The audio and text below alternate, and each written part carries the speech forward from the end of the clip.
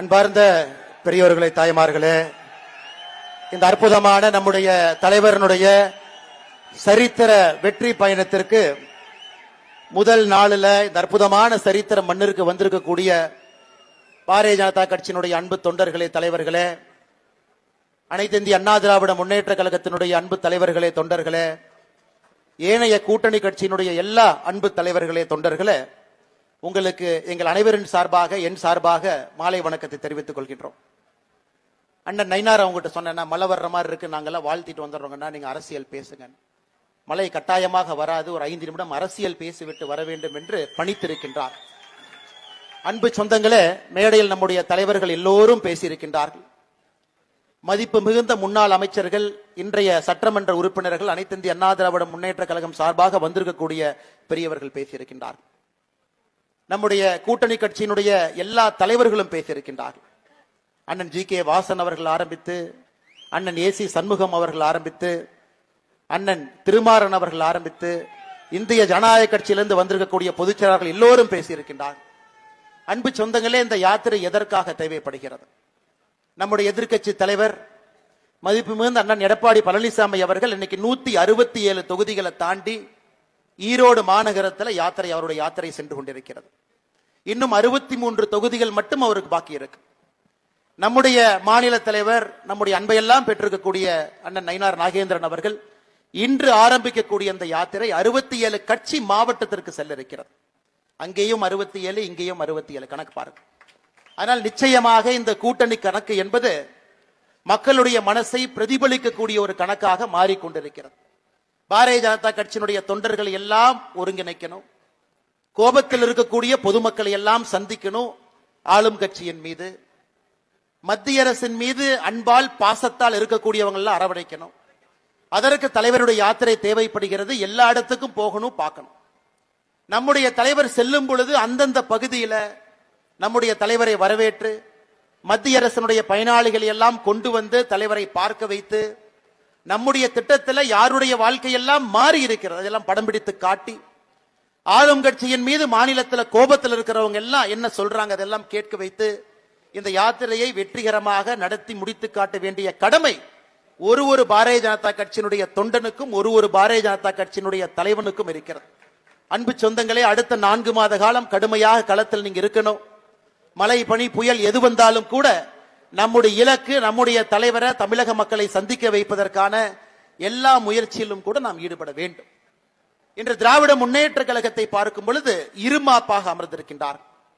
எங்களை எதுவும் தொட்டுவிட முடியாது, நாங்கள் மறுபடியும் ஆட்சிக்கு வரப்போகின்றோம் என்று ஒரு இருமாப்பாக அமர்ந்திருக்கின்றார். அந்த இருமாப்பு எங்கிருந்து வருதுன்னு பாத்தீங்கன்னா, பணத்தை கொடுத்து வாக்கை வாங்கி விடலாம் என்கின்ற ஒரு இருமாப்பு. 4.5 ஆண்டுகள்ல அதிகமாக பணத்தை சம்பாதித்து வைத்திருக்கின்றோம், நாங்கள் தேர்தல் வரும் பொழுது பணம் கொடுத்து ஓட்ட வாங்கிறோம். இது ஒன்று.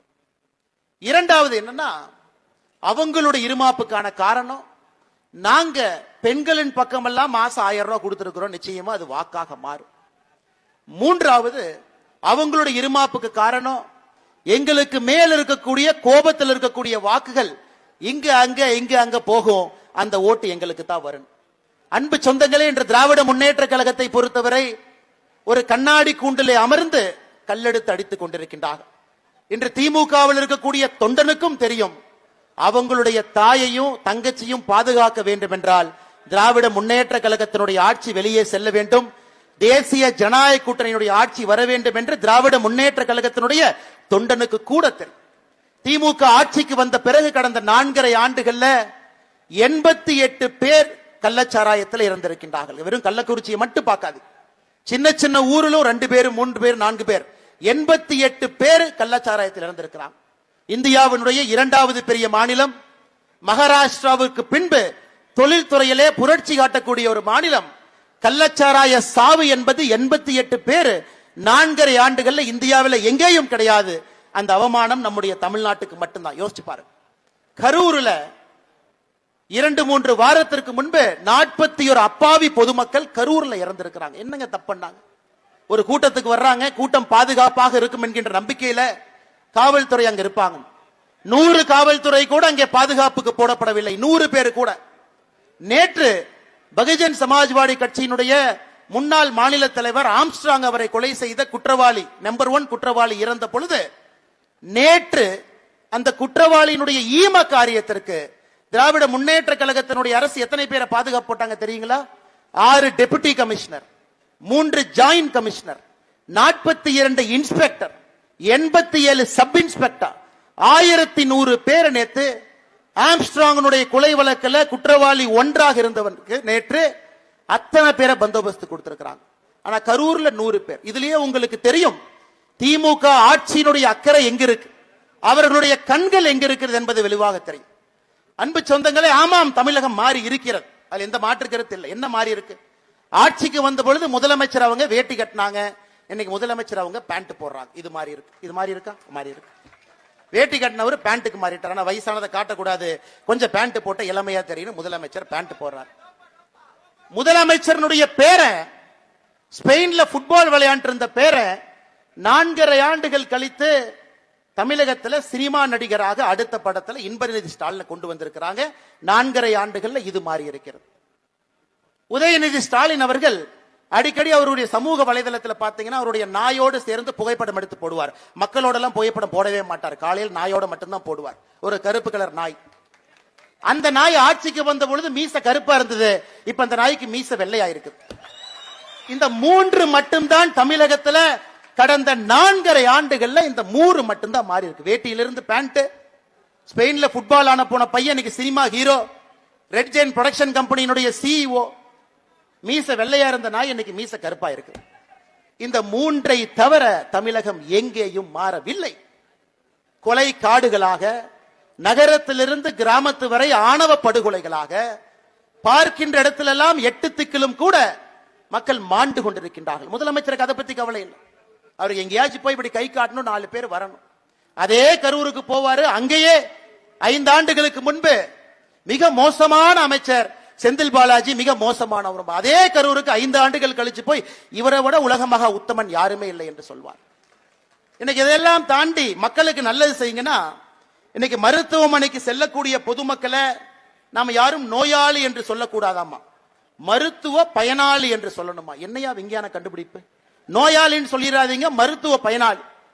இதையே பாரதிய ஜனதா கட்சியினுடைய தலைவர்களோ அண்ணன் எடப்பாடி பழனிசாமி அவர்களோ மதுவிலக்கு மற்றும் ஆயத்தீர்வுத்துறை அமைச்சராக இருக்கக்கூடிய செந்தில் பாலாஜிய நாமளும் சாராய அமைச்சர்னு சொன்னா பிரச்சனை வருது. நீங்க பேரை மாத்தலாம், நாங்க மாத்தக்கூடாது. இது மட்டும்தான் தமிழகத்தில் நடந்து கொண்டிருக்கிறது. நோயாளின்னு கூப்பிடாதீங்க, மருத்துவ பயனாளி. அதையெல்லாம் தாண்டி அன்பு சொந்தங்களே, தன்னுடைய பெயரிலேயே திட்டங்களை அறிவிப்பது. 3 வருஷமா 4 வருஷமா என்ன சாதனை பண்ணிருக்கிறீங்க? கலைஞர் கருணாநிதி ஐயா பெயரில் ஒரு சாலைக்கு பேர் வைப்பாங்க.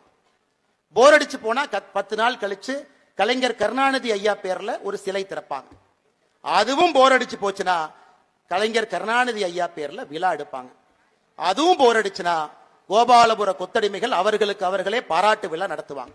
இந்த 4ஐ தவிர தமிழகத்துல 4.5 ஆண்டுகள்ல நடந்த ஒரு சாதனையை நீங்க சொல்லுங்க. அதனால்தான் அன்பு சொந்தங்களே, நம்முடைய கடமை இந்த ஆட்சி தூக்கி எறியப்பட வேண்டும். பாரதிய ஜனதா கட்சியினுடைய ஒரு தண்டனும் தலைவனும் நாம முடிவெடுத்திருக்கிறோம்.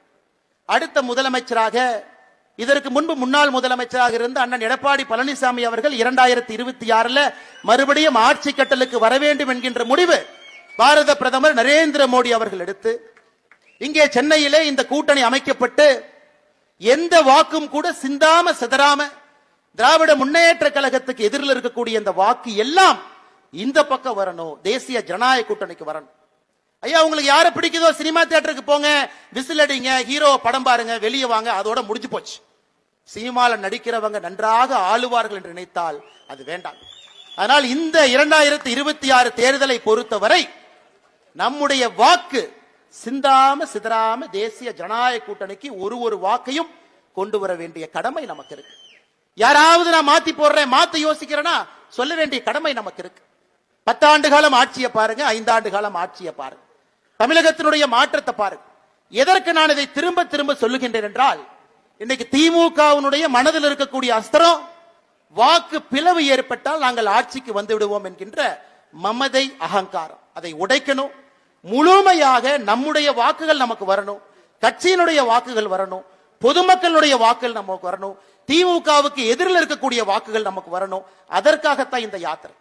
நம்முடைய கட்சி நண்பர்கள் மட்டும் கூட்டத்துக்கு வந்து மாநில தலைவரை பார்த்துவிட்டு செல்வதற்காக யாத்திரை இல்லைங்க. இன்னும் முடிவு செய்யாத ஒருத்தரை நீங்க அழைச்சிட்டு வாங்க யாத்திரைக்கு. நயினார் அண்ணன் நம்முடைய ஊருக்கு வரும் பொழுது நம்முடைய கட்சி சொந்தங்களுக்கு எங்களுடைய தலைவர்களுடைய அன்பான வேண்டுகோள், நீங்க வாங்க, கட்சியில இல்லாத ஒருத்தரை கூட்டிட்டு வாங்க. அதுதான் இந்த யாத்திரையினுடைய சாதனையா இருக்கணும். கட்சியில் இல்லாத ஒருத்தர் வந்து அண்ணன் நயினார் நாகேந்திரன் அவர்கள் பேசுவதை கேட்கணும்.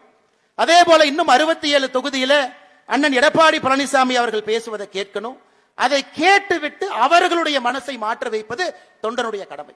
ஆனால் நிச்சயமாக இந்த யாத்திரை வெற்றி அடையும். காரணம், நேற்று முருகபெருமானுடைய அருளை பழனியில் பெற்று, இன்று மீனாட்சி தாயினுடைய அருளை பெற்று, அண்ணன் பொன்னான் அவர்கள் சொன்னதை போல தமிழுக்கான தலைநகரமாக இருக்கக்கூடிய மதுரையில இந்த மண்ணில் இந்த யாத்திரை ஆரம்பிக்கப்பட்டிருக்கிறது. நிச்சயமாக இது வெற்றி மட்டும்தான் அடையும்.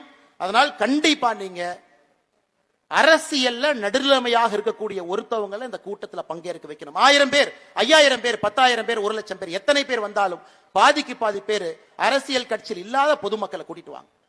இங்கே குழந்தைகள் வந்தால் பாதுகாப்பாக செல்வார்கள். அந்த உறுதிமொழி பாரதிய ஜனதா கட்சி தேசிய ஜனநாயக கூட்டணி உங்களுக்கு கொடுக்கும். பெண்கள் வந்தால் பாதுகாப்பாக இந்த யாத்திரையிலிருந்து வீட்டுக்கு போவாங்க. அந்த உறுதிமொழியை பாரதிய ஜனதா கட்சி தேசிய ஜனநாயக கூட்டணி உங்களுக்கு கொடுக்கும். அன்பு சொந்தங்களே, நம்முடைய தொண்டருடைய கடமை இது. கூட்டிட்டு வந்து பார்க்க வச்சு அவர்களுடைய மனதை புரிய வைத்து எதற்காக திடகாத்திரமான ஒரு ஆட்சி இங்க வரும். இன்னைக்கு சந்திரபாபு நாயுடு அவர்கள் சொல்றாங்க, சுவர்ண ஆந்திராவாக நான் மாற்ற முயற்சிக்கின்றேன். பிரதமர் நரேந்திர மோடி அவர்கள் கேட்காம எனக்கு நிதி கொடுக்கிறாங்க. ஆனா திமுக ஆட்சி பார்த்தீங்கன்னா டெல்லிக்கு போனாலே வம்பு சண்டை போடுறதுக்காக போறாங்க. ஒரே ஒரு உதாரணத்தை சொல்றேன். தமிழ்நாட்டில் காஞ்சிபுரத்தில் ஒரு மருந்து செய்யறாங்க. அந்த மருந்து மத்திய பிரதேசத்துக்கு போகுது, சிந்துவாராங்கிற பகுதியில். அந்த மருந்தை குடித்து 23 குழந்தைகள் இறக்குறாங்க. ஸ்டாலின் ஐயா எப்படி கோல் போடுறாரு? மத்திய அரசினுடைய மருந்து கட்டுப்பாட்டு அதிகாரிகள் கொஞ்சம் அப்படி இருந்திருக்கணும் அப்படின்னு சொல்லிவிட்டு அடுத்த நாள் தமிழக அரசிலே பணிபுரியக்கூடிய 2 மருந்து கட்டுப்பாட்டு அதிகாரிகளை சஸ்பெண்ட் பண்றாங்க. அப்ப இதுல என்ன விசேஷம்? அந்த காஞ்சிபுரத்தில் இருக்கக்கூடிய மருந்து கம்பெனி கடந்த 4.5 ஆண்டுகள்ல ஒரு முறை கூட தமிழக அரசின் சார்பாக உள்ளே சென்று அதனுடைய குவாலிட்டியை செக் பண்ணல. 4.5 ஆண்டாக ஒருத்தர் உள்ள போல. என்னாச்சு? மத்திய பிரதேசத்தில் 23 குழந்தைகள் இருந்திருக்கின்றார்கள். ராஜஸ்தானில் 3 குழந்தைகள், 26 பேர் இருந்திருக்கிறார். ஏன்? ஆட்சி செய்யறதுக்கு முதலமைச்சருக்கு தெரிஞ்சா தானே ஒரு ரிவ்யூ மீட்டிங் எடுப்பாரு. முதலமைச்சருக்கு எப்படி ஆட்சி நடத்துவது என்று தெரிந்தால் மட்டும்தானே ஒரு IAS அதிகாரியை கேள்வி கேட்பார். அப்பதான் ரிவ்யூ மீட்டிங் நடக்கும். ரிவ்யூ மீட்டிங்கே நடக்க தெரியாத ஒரு முதலமைச்சர் வெறும் பொம்மை முதலமைச்சராக இருந்து கொண்டு அவருடைய குடும்பத்தினுடைய வளர்ச்சிக்காக மட்டும் பாடுபட்டு பெண்கள் சாவலாம், குழந்தைகள் சாவலாம், கள்ளச்சாராயம் குடிச்சு யாரு வேணாலும் சாகலாம், ரோட்ல நடந்து போகும்போது நாய் மாதிரி யாரு வேண்டுமானாலும் வந்து அருவாளை வச்சு வெட்டலாம், என்ன வேண்டுமானாலும் நடக்கலாம். ஆனா அவங்க குடும்ப பாதுகாப்பா இருக்கும். ஆனா இந்தியால மத்த ஊர்ல குழந்தைகளும் சாவலாம். அந்த அளவுக்கு இந்த ஆட்சி வந்திருக்கிறது. அன்பு சொந்தங்களே, மறுபடியும் உங்களுக்கு எங்களுடைய தாழ்மையான வேண்டுகோள், இதை விட்டு விடாதீர்கள், விட்டு விடாதீர்கள், விட்டு விடாதீர்கள். நமக்கு இது கடைசி வாய்ப்பு, அரிய வாய்ப்பு. 2026ல ஆட்சி மாற்றத்தை ஏற்படுத்துவதற்கான அந்த அரிய வாய்ப்புல நாம் எல்லோரும் கூட பங்கேற்கின்றோம். மேடையில் இருக்கக்கூடிய எல்லா அன்பு தலைவருடைய பெயரை சொல்ல முடியவில்லை என்கின்ற வருத்தத்திலே கீழே இருக்கக்கூடிய நம்முடைய அன்பு தொண்டர்களுக்கு என்னுடைய நெஞ்சார்ந்த நன்றிகளை தெரிவித்து, அடுத்த 4 மாதங்களுக்கு நம்முடைய மாநில தலைவர் அண்ணன் நயினார் நாகேந்திரனுடைய யாத்திரையில் அனைவரும் பங்கேற்று கட்சி சார்பில்லாத ஒரு மனிதரை அழைத்து வந்து அவர்களை இந்த யாத்திரையில பங்கெடுக்க வைத்து அண்ணன் எடப்பாடி பழனிசாமி அவர்களுடைய 67 தொகுதிகள் பாக்கி இருக்கக்கூடிய யாத்திரையும் வெற்றிகரமாக நிறைவு செய்து, நம்முடைய 67 கட்சி மாவட்டம் அதையும் வெற்றிகரமாக நிறைவு செய்து, இந்த யாத்திரை இரண்டும் சங்கமிக்கும் பொழுது EVM மிஷின் தேவையில்லை, தமிழகத்திலே ஆட்சி மாற்றம் வந்தது என்று மக்கள் சொல்வார்கள். அதற்காக கடுமையாக உழைப்போம் என்று சொல்லி இந்த யாத்திரைக்காக பின்னிருக்கையிலிருந்து பாடுபடக்கூடிய எல்லா அன்பு தலைவர்களுக்கும், மேடையில் இருக்கக்கூடிய எல்லா அன்பு தலைவருக்கும், நம்முடைய அகில இந்திய பொறுப்பாளர்கள் ஐயா பொங்கிலெட்டி சுதாகர் ரெட்டி அவர்கள், ஐயா அரவிந்த் மேனன் அவர்களுக்கும், மேடையில் இருக்கக்கூடிய எல்லா பாரதிய ஜனதா கட்சியினுடைய நிர்வாகிகளுக்கும், கூட்டணி கட்சிகளுடைய பெருமை மிகுந்த தலைவர்களுக்கும், பெருமை மிகுந்த தொண்டர்களுக்கும், பாரதிய ஜனதா கட்சியினுடைய தொண்டர்களுக்கும், பத்திரிகை நண்பர்களுக்கும் என்னுடைய நன்றியை தெரிவித்து என்னுடைய உரையை முடித்துக் கொள்கின்றேன். நன்றி, வணக்கம். பாரத் மாதா கி ஜெய்.